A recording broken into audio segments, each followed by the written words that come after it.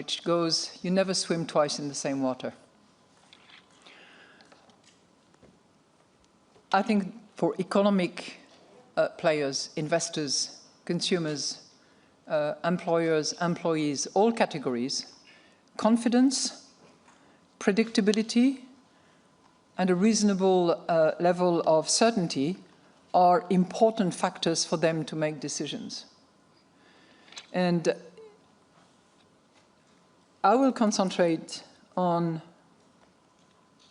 the European Central Bank. In the mandate that we have of procuring and maintaining price stability, we will certainly make sure that we respect those principles. Predictability, confidence, all based on access to the data, the right data, the safe data, and in as much transparency as is possible with all of you. I think this has been recognized by many investors, and this is a clear answer to your question. On the issue of stable coins, you know that we have regulation in place. It's called MiCAR. It is effective.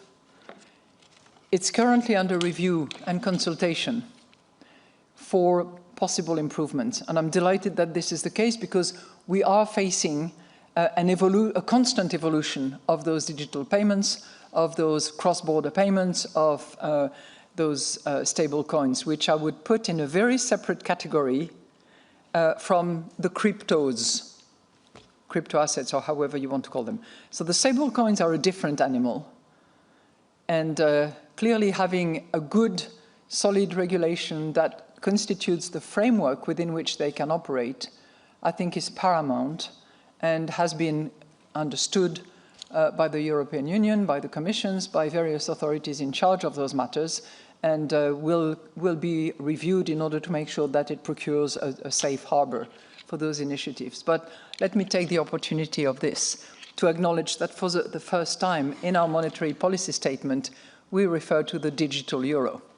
And that should be a clear signal that not only do we stand ready and do the hard work that is incumbent upon us, but it also acknowledges the fact that other European authorities are hopefully going to accelerate the pace at which we can deliver. Thank you. Next question goes to Olaf Storbeck of the Financial Times. Olaf, please. Thanks for taking my questions. I have one question on the restrictiveness or the kind of lack of description of the restrictiveness in the policy statement.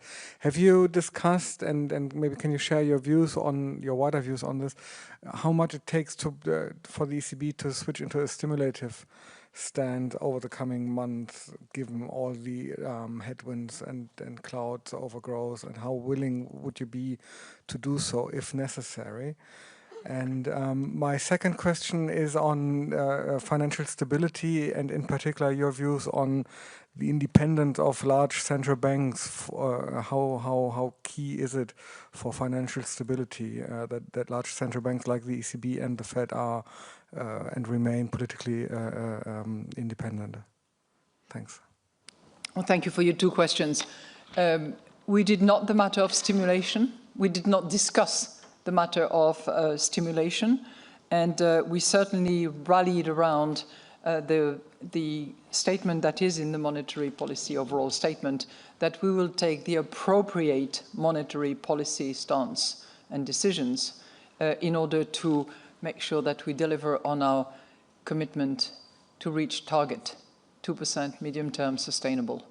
So obviously the degree of appropriateness will be measured and exercised through these two principles: readiness, agility in the face of the uncertainty and the multiple decision points that are external factors and which for some of them constitutes new shocks that are facing the European economy. On your latter point concerning the independence, you know that within the euro area and within Europe, it is particularly important. It's actually one of the criteria that are used in the convergence assessment that applicant new members have to go through. So if a new member who applies to join the euro area does not evidence the independence of central bank, both in its legislative foundation and in its operations, that's an obstacle to joining the euro area. So for us here, independence of central banks is fundamental. And the next question to Jean-Philippe Lacour of Agence France Presse, AFP. Jean-Philippe, please. Thank you for asking. Bonjour, Madame la Présidente. Bonjour, I'll switch to English, of course. I just want to recall history on these trade tensions. In 2019, so your predecessor, Mario Draghi, stood here and said there are major downside risks in the face of US-China trade tensions at this time. And in September, ECB responded with a stimulus package. My question is, given the broader conflict that we are facing, is it now just maybe a question of a matter of time before ECB will take further actions in response to these tensions? You told us about readiness and agility, so we are maybe curious. You doubt it? And the second, more broadly, questions. Since 2022 in February, the ECB have repeatedly condemned the Russian aggressive and unjustified, quote, unjustified war against Ukraine, and you did it today in your statement. How would you characterize this war? Trade war now that has been launched by Trump against economic partners, because you talk about tensions, but we journalists, we call spade a spade. It's a trade war. So how do you characterize this kind of other war? Thank you. On your first point, we will determine our monetary policy stance on the basis of what is appropriate in order to reach our target.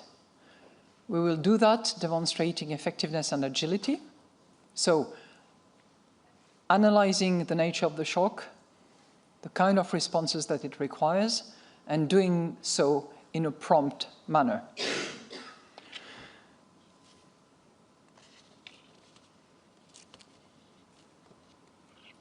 The downside risks are clearly stated. If you look at the paragraph, now you don't have it because it's not yet on the web page, but I read it for you earlier on. But the downside risks are clearly identified in relation to growth. Will those risks materialize? When do they materialize? Will be a factor of how decisions are made, which decisions are made, what trade measures will be taken, what countermeasures will be adopted, whether there is an escalation as a result. And as I addressed in earlier questions, what kind of rerouting will we be seeing, what measures will be taken to prevent this massive rerouting if necessary, what national and European fiscal decisions will be made over what course, what period of time. You know, when you inject 800 billion in the economy or near 1 trillion euros, it's not a small feast. It's a serious impulse, and it has serious effect, certainly on growth, and to be seen on inflation. But this will be for later and latter analysis when we have more information and more data on these particular matters. You know, I'm not going to characterize what's happening at the moment. I think that the commentators, the top-notch economists who specialize in trade matters all agree that it will have downside consequences. The consequences will differ depending on which part of the world you stand. And that really justifies the fact that monetary policy decisions are not going to be the same the world over. Thank you. Next question for Stefan Reckius of Handelsblatt. Stefan, please. Good afternoon, and thank you for the law. Hi. My first question is on uncertainty. You used various degrees of uncertainty in your wording last time and this time as well.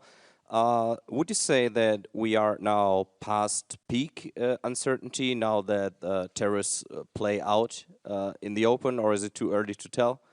And my second question, if I may, is on the exchange rate, which I'm aware you are usually hesitant to comment on, but still the movements are so big you are even mentioning it repeatedly. So how would you characterize the recent movements in the exchange rate? Do you expect a stronger euro to last, or is it just a temporary episode?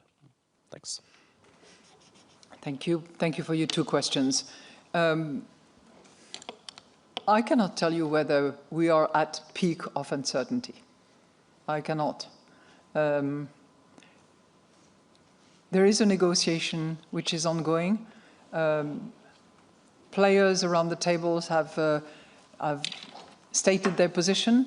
Proposals have been made, at least on one side. But all of that could change. There's a degree of unpredictability which adds to the uncertainty. And you know, if you add to that the incredulity that we've had, certainly in the first phase, where it was difficult to assess and understand, because it was such a break from previous sort of conventional wisdom as to how trade relationships are organized, as was discussed by the WTO yesterday, that I don't know whether we are at peak. What I know for a fact is that the European Central Bank and the Euro system, in our monetary policy decisions, we have to stand ready for the unpredictable, which is why I think it makes a lot of sense to be ready, to be agile, to work on reliable data, and to operate on a meeting-by-meeting basis. We meet about every 6 weeks. Think about the number of changes which have taken place in the last 6 weeks. There could be more changes in the next 6 weeks.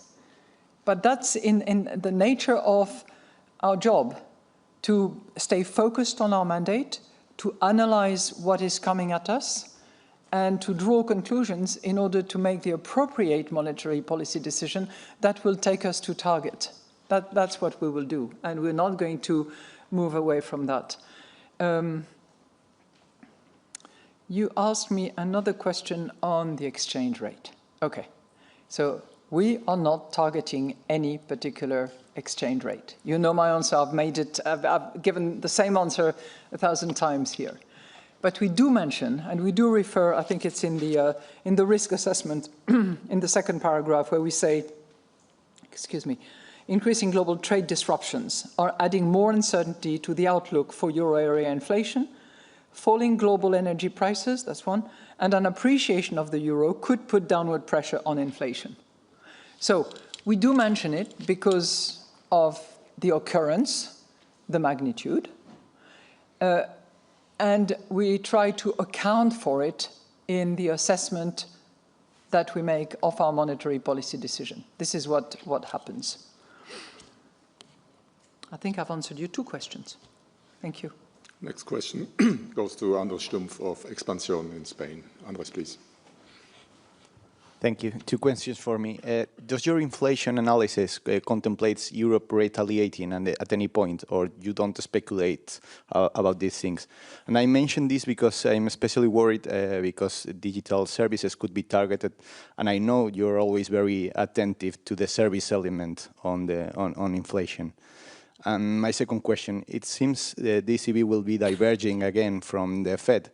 What are the main differences here and there and at both sides of the trade war that could allow you to keep lower interest rates and not Mr. Powell? Thank you. Well, thank you very much. You know, we have a methodology to take into account developments, and the level of scrutiny is high. Whether it is completely legislated or so certain in its outcome that we can actually take it into our exercise and the analysis that we do. When we are not too sure, we constantly do some scenario analysis to assess and estimate what the impact would be of such or such other decisions. And that exercise will be intense in the next few weeks and will, give rise to some very serious results at our June projection meeting. As I said, thanks to the, consolidated exercise between NCBs and ECBs. But currently, if you ask me about the countermeasures, they are not included in the sort of baseline that we have. And obviously, we look at the entire trade balance. We look at goods, we look at services. This is pretty obvious to anyone. We cannot look only at goods or only at services. So I do pay attention to services, but I look at goods as well. The two are intrinsically the outcome of the economy and the trade movements that we have with other parts of the world. So I look at both. I think each central bank in the world does its job in good conscience on the basis of its mandate and on the basis of the currency that it is in charge of and the territory in which it has competence. So that leads us to look at the euro area, not in isolated form, because we are open to the rest of the world and more open than many other economies, including the United States for that matter. But we look at that, we are focused on the euro and we are focused on our price stability mandate. The other central banks in the world have different mandate. They have a dual mandate for some of them, and clearly the macroeconomic situation is different, and they will be on the receiving end of a different nature of shocks from the shocks that we will be receiving. So that leads us necessarily to drawing different conclusions. It is a different situation. Thank you. That brings us to the end of our press conference today. Thank you very much. Oh wait, because I wanted to mention something that nobody asked me about, and I want to. Sorry, Wolfgang, but I want to call your attention to one particular segment of our monetary policy statement that you will see, which we have debated and which actually is a clear message from us, central bank, to the other European institutions. And this is the paragraph which sometimes is considered as sort of business as usual, or of course they do refer to this and this and that. This time around, we do specifically mention, with a special timetable associated with it and the swift implementation that we expect there are three categories of structural efforts on the part of Europe. One is the competitiveness compass, which is a derivative of the Draghi report. Number two is the investment and saving union, which I've repeatedly called the capital market union. And number three is the digital euro.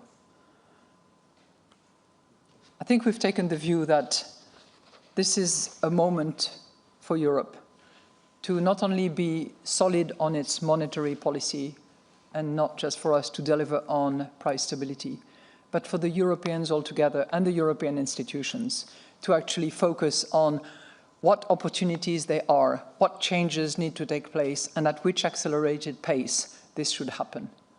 So that's a strong message from us to colleagues, friends, and other decision makers in Europe. Thank you very much. And we see each other again, if you want, on the 5th of June. Oh, happy Easter to all of you. Exactly. Thank you. Bye-bye.